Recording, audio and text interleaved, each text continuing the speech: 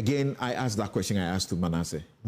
Let's go back to the story we want to talk about today. Whose report do you believe? Why and why not? I believe Martin. It does not even mean he's right in everything he's done. But I think he is within his rights. Those two things are different.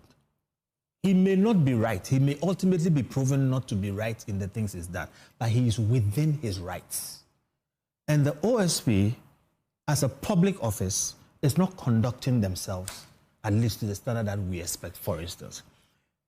Let me just take what has just happened. You see, Manasseh says something. He says, you said at a point you couldn't stop these people because you were not giving help.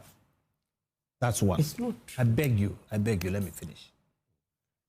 You couldn't stop them. You didn't get help. We then never you said. Oh, Master, let me. No, I'm just saying that we never said. I make my notes. Make your notes. Then you say at a point that you couldn't also have stopped them because they were not persons of interest. Because you, please, when That's in respect of Ernest Akori. Yes. Yeah. Sammy, relax, please.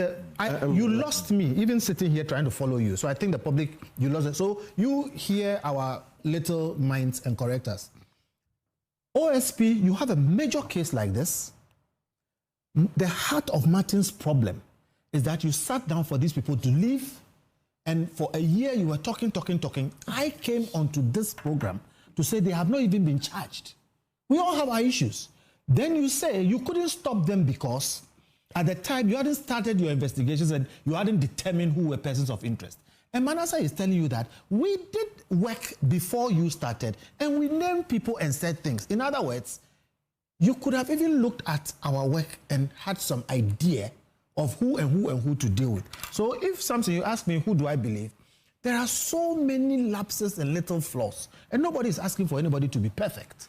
Okay, this morning, I'm batting for the OSP and saying we should not abolish the office. If even people make mistakes, we need the OSP. But you see, let's admit when mistakes have been made.